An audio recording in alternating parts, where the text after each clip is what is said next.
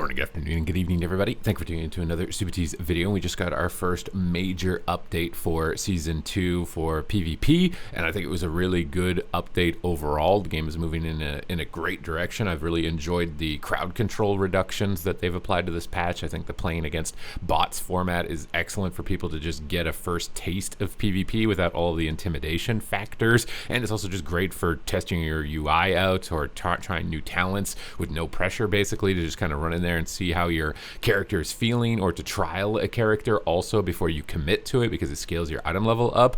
Those are the two major improvements that I've noticed for this patch, and balance isn't too bad. There's a couple of outliers that we're going to talk about in this video, and some of those outliers they are also addressing for Tuesday. So if you want to make sure that you're staying up to date with news related to World of Warcraft, educational, entertaining content, keeping track of how your specialization is tracking as far as its performance, then make sure to smash that subscribe button. Your support is greatly appreciated on my long-term journey of getting to 100,000 subscribers on YouTube. It's 2026, and I'm trying to do it as a PvP creator.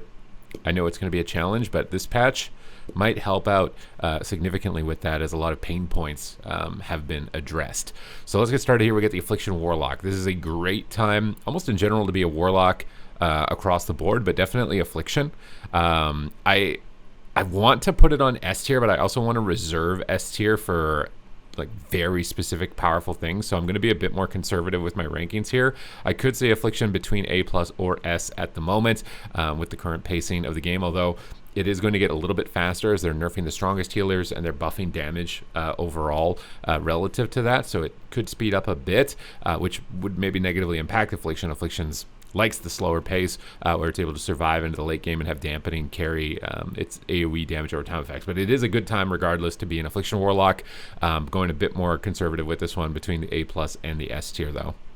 Arcane Mage, this one is getting hit by some nerfs moving into the next reset. I think it's a lot more improved. It's a lot more fun, a lot more improved than the previous patch. I think it still has some pain points with having to hardcast as much as it does, but its defense has gone up. Its rotation is a bit easier to understand and to execute on, but the volume of hardcasted spells is quite high relative to other classes, and you don't have multiple schools of magic, which I do think makes it worse to be able to pull off. So I'm going a bit more, like, I actually kind of want to go like pretty conservative with it with the nerfs that are coming down to it, putting it into A tier, but it can do some crazy damage. It's a really good like battleground dad spec at the moment, where if you're able to free cast and stuff like that, but as far as like competitive solo shuffle, which is the main purpose of this tier list, I think it's going to be a bit harder to pull off than other specs.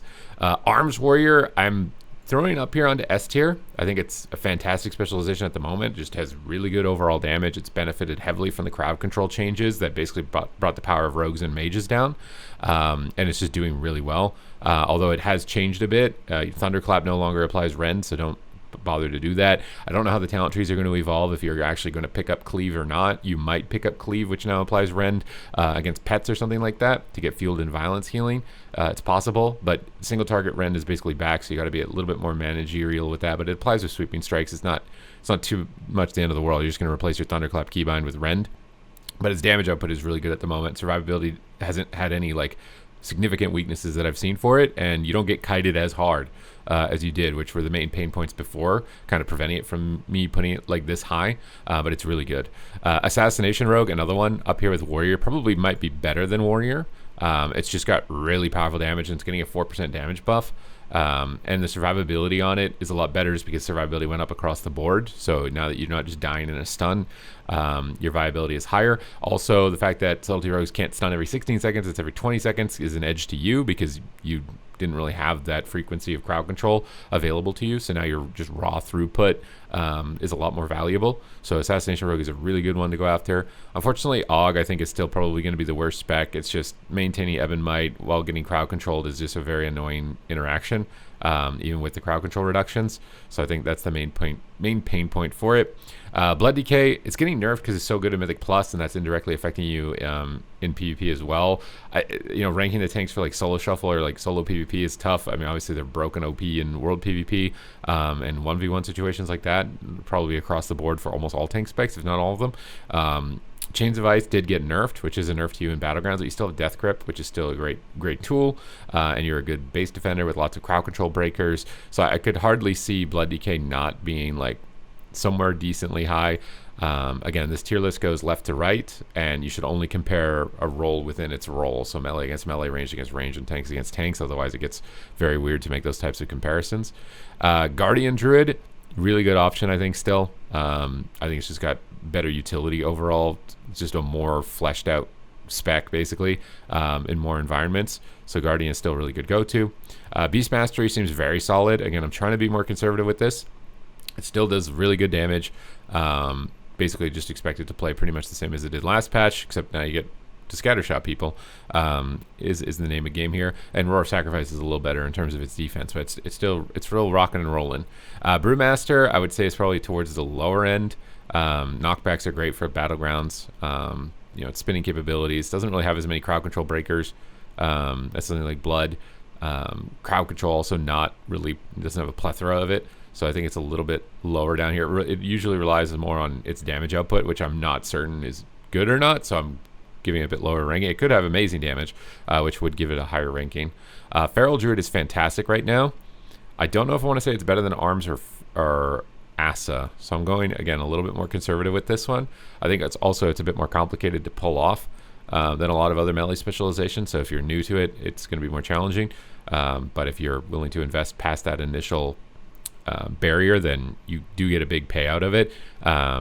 It's still got a lot of good crowd control that was impacted by the crowd control changes. I think melee in general are having a much better time this patch. I really enjoyed my enhancement shaman for the first time in 10 years. I was actually able to attack a mage without just never being able to hit them, which was great. So Feral Druid is a really good one.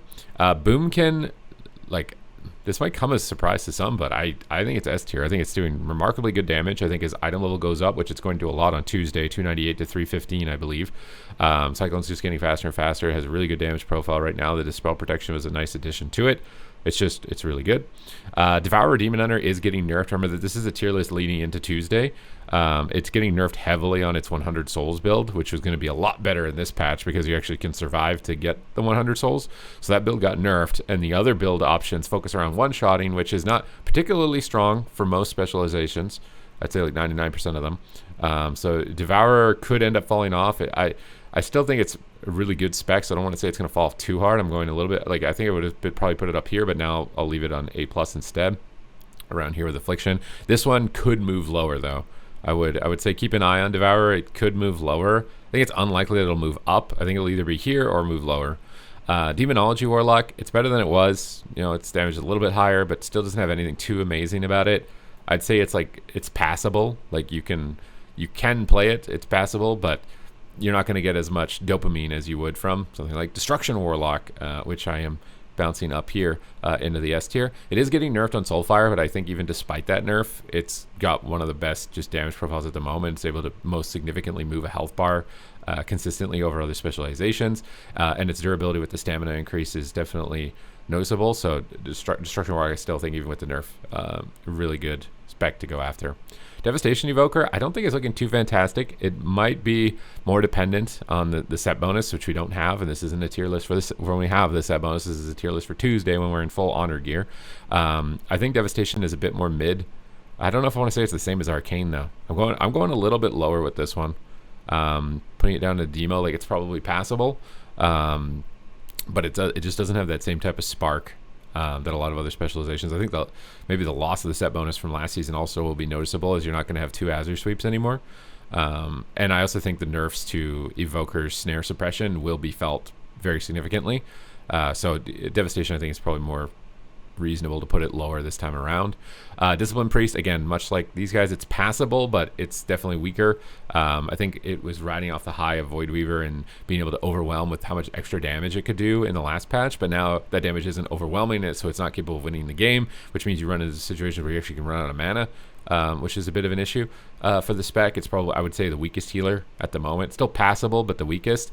I'm a bit worried about it being as weak as it is because it was so popular last patch, and if people throw up their hands and give up on it, if we're going to lose a bunch of healers that were queuing and our queues get longer unless people play, so it is a serious concern for me with where it's currently sitting, but I can also see the reasoning behind why they're nerfing it, because it just did such an extreme amount of damage in those situations, but it's probably going to need something to pick it up, which I don't believe that it is getting. I think it's getting a little bit of damage on the Entropic Rift in PvP, which It's not nothing, but I don't think it's going to be huge either. Elemental Shaman, I think it's just kind of average. It's probably above Demo or Dev, but still just kind of average. The damage profile it's tough to move the health bar. I think it probably could use a little bit of a bump on its overall throughput. But I don't think I would say it's any lower than A tier at the moment. But just a tiny bump up on its throughput, I think would put it in a really good spot. Enhancement Shaman is a great pick at the moment. They removed a lot of the pain points before. Your survivability is a bit higher just because stamina in general is higher. Its healing output is good. Damage felt decent, and it's getting the 5% damage buff. So it enhances a solid option right now. Frost DK is getting a 9% damage buff, which is great to its overall performance. I'd say DK in general was probably hit pretty hard by this patch just because it relied so heavily on Chains of Ice being so strong. Whereas Mage had a bunch of other reasons that it was strong on top of that. So Death Knight didn't have survivability, so if it couldn't kite with chains, it would just be very squishy. I think that's probably still true, especially if it's a melee meta where Warriors and Windwalkers are likely going to be viable. DK will struggle in that situation. So I do think Death Knight is probably still... I'm going to put it down here on B tier. It's probably still going to be a bit of a tougher ride, although I haven't seen a huge amount of these. So this one's a possibility that could go up, but I could probably hardly see it going up more than one tier from B at the moment. Fire Mage is a weird one because they just went after the Meteor build and they gutted the damage out of Meteor, which is what I think would be putting it on S tier right now. But on Tuesday, if the Meteor build is gone, a lot of people are speculating that you're probably going to go back Sun Fury. You are getting 10% Pyroblast damage, but is that enough for Fire to be viable? Because Fire still kind of wins in its combustion window. And the Meteor enables you to be able to win in that window, and I don't know if Sun Fury is going to be able to. I'm going to go a bit more conservatively with this one, say that's probably dropping from S tier to like A+, just because I think its finishing power is going to be a bit lower. I do think the changes they made make sense. It's just I'm not sure if it's compensated enough, so it could move down, but I think its defense has gone up a lot this patch with the double barrier, which should help it out, and I think it's unlikely that it's going to be getting one shot by Hunters so much in this patch, so it's probably still decent, but I'm trying my best to not just flood the S tier because it's so early and a lot of stuff actually does seem so good. Frost Mage, is it going to be the best mage spec? I mean, I think it could still possibly be. The double block is really great over the other mages, even though they have double barrier now. Damage output just with Flurry Shatter with Lance is good. It does good overall damage. Ray of Frost is still like decently threatening. Do I want to say Mage is falling off from S tier? I think it's going to end up being Frost just because it has multiple schools of magic. It has more consistent damage outside of its cooldowns than Fire, and its defense is a bit higher. I think it's still got a little bit more of an edge, so I'm saying it's S tier, but maybe the weakest of the S tier. Fury Warrior is getting a little bit of a damage bump. I don't know. I haven't seen a lot of them. Honestly, I might play it myself. I think I'm going to play it myself tonight. Fury's main advantage is it's really good into Shadow Priest, it's really good into Warlocks, and it's really good into the Death Knights. And I do think there's a little bit of an uptick of Shadow Priest. But if Boomkin ends up being the dominant range, you might start to struggle a bit more. I really doubt that Fury is actually that far behind. Maybe it's somewhere in here, the A to A+ range, but I'm going to put it on the bottom of A+ for now. Havoc Demon Hunter is a really good one that nobody's really talking about. I don't even really talk about it that much, but it's... Now that you don't get one shot by Hunters and Rogues, your kit definitely gets to shine. So I think somewhere up here with these are kind of maybe the trinity of melee at the moment, towards the top, as my initial expectations for predictions here moving to season 1. But it's just got a really good kit, and now that you don't have your counter, that was your main thing holding you back in season 1, which is Subtlety Rogues and Marksmanship Hunters. It might be your time to reign supreme. Holy Priest, I think, is still the best healer on Tuesday. It's just really good throughput on its mastery. This is completely unexpected. When I predicted for this patch originally, I think I had Holy Priest as the weakest healer because of its mana issues, but it's getting mana buffs also on Tuesday, and its throughput is just very high. It is noticeably higher than other healers when you're playing it, so I do expect it to be very dominant. Holy Paladin is getting nerfed, which I do think is going to bring it down a bit. I'm dropping it to A+ from S with the changes that they're applying to judgment damage, although they are giving you a little bit more healing throughput on Avenging Crusader, but you're also getting a 5% healing nerf. I think it will feel like it's dropped down. It could drop down further than this, but I'm only dropping it down to A+ for now in my predictions. Marksmanship Hunter, still really good, really solid option. I've been playing some Dark Ranger and having a decent time with it. it's not like as one-shotty as it was, so I'm not putting it onto S tier, but I do think it's a good spec still. Mistweaver Monk, same deal. It's it's getting a little bit of, I think it's getting a nerf in PvP, or at least it's not getting the buffs that are coming through. I think Mistweaver is still a really good option, very powerful. I'm going to put it towards the top of A+ for now. Just has really good throughput. And maybe if Hunter, you really want Hunter to still be good because you counter Hunter with port on trap. Although maybe with scatter, maybe it actually makes it tougher for you in those types of situations. But its throughput is really solid at the moment. Outlaw is a hard one because I don't see it very often, but I feel like it's probably not insane. It's not as impacted as Subtlety by the stun diminishing return changes, but I just never see it. And it's also very hard to pull off. It's probably A+, but I kind of want to put it on A. I've not seen any, like I saw Waz playing like really weird builds of it, but then he just jumped on every other melee. So I feel like it's probably getting outshined, but this is kind of like a wild card. Like I'm putting it lower here, but this is a spec that actually could be really good. Now making this tier list is making me see which specs I'm going to check out on my next live stream, which is going to be Outlaw and Fury Warrior, to try and see if this is a true representation of this, because it is a prediction. This is never going to be 100% accurate with everything that's coming in. Preservation Evoker, again, it's definitely felt the nerfs that have come through for it. They definitely came after it. It's fallen down a few pegs in my opinion. Don't think it's completely unviable, but it is noticeably weaker, I think, than a lot of the other healer options. So A, relative to the rest of the pool, I think is an appropriate position for it. Prot Warrior, again, it's got good knockbacks, good mobility, like okay flag carrier. It's just a tank, right? So I think A is probably a good spot for it. Prot Paladin is probably still insane somehow, even though it gets nerfed like every day.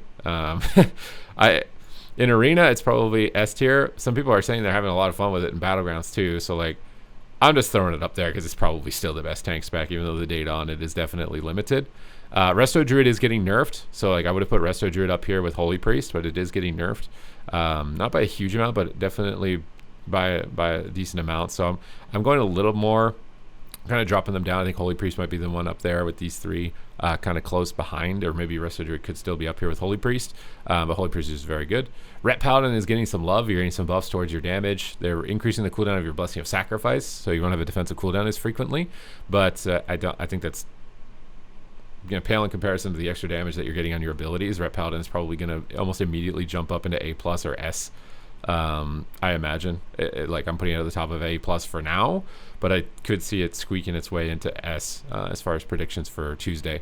They are buffing Farseer, and I've seen rank 1 players like Lontar, AWC champions talking about like maybe this is finally going to be it, but somehow every time it gets buffed, it just ends up falling a little bit short. So I'm being more conservative with it, that it's probably going to be more in this range. I'd say on the current tuning, it's actually down here maybe with Disc, but with the current buffs that are coming for Farseer, maybe it moves up a bit. I think it's still going to be a little bit lower. I think it's right to move the numbers a little bit by little bit, like they're doing, to try and edge it into the right spot. But it's just a prediction. Could end up higher than this. Could end up lower than this. We will have to see as time will tell us. Shadow Priest, really good option at the moment, but it's kind of tough to move health bars too substantially. Archon seems to be taking over now, over Void Weaver. But I definitely think it's somewhere in here. I think it's somewhere in the A+ tier. Could be edging closer to getting into S tier territory, but I think it's lacking some finishing power that some of these specs have, or control that these specs have, that is potentially holding it back. Subtlety, I do not think is that great. Subtlety, I'm going into the A tier. I think it's still got good, like, it's good support. It's like a support spec now, but its finishing power is definitely noticeably lower. And the frequency of being able to stun is definitely apparent. So I think A, it's still a rogue, so I don't want to go too low on it. Like, I don't know if it should be on B, but I do think you'll notice a bit weaker performance from Subtlety. Survival Hunter, it's hard. I had it up in S tier as my prediction for this patch, but I don't think that was accurate. It's probably still decent. Like maybe like towards the bottom of the A+. It could jump around, but it's not. I mean, it's not getting any buffs in the immediate future. So I think like bottom of the A+, or maybe it's better than Fury Warrior. Somewhere in this range. Could move up or down, honestly, like a tier from here. Unholy DK, I don't think it's super insane again either. I'm going to put it up on A tier for now. I think just Death Knight in general feels like it could use like a little bit maybe of a durability buff against physical damage, and maybe a little bit damage buff as well on top of that, but we will have to see. But it feels like it's performing a little bit more mid at the moment. Vengeance Demon Hunter, it's got a lot of crowd control, but not a lot of damage still. So that's kind of the advantage there. Windwalker Monk is a tough one because I think it's legitimate consideration for being up in S tier. Trying to reserve it maybe like to 2 or 3 specs, but I think it's legitimately deserving of being up here. The changes to the snares, great for you. Changes to the stuns, makes your leg sweep more valuable because the main reason you were less valuable is you couldn't stun as frequently as everybody else. Well, they all now can't stun as frequently as they could. And its damage is still really good, and its durability is a lot better. So I think Windwalker is probably still somewhere up here into the S tier.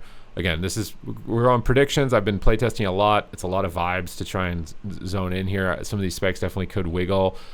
I don't think you're going to see specs move like, I don't think I'm going to be so wrong that like a spec jumps from S tier to B tier or something like that, but like wiggle around one or two up or down from where it's at is definitely a possibility. But I'm very excited for the start of season 2 regardless. I think it's going to be a good one. It seems like they're very hands-on with what's going on. They've got a game plan. They've announced the tuning dates that they've got. The first round of tuning looks solid.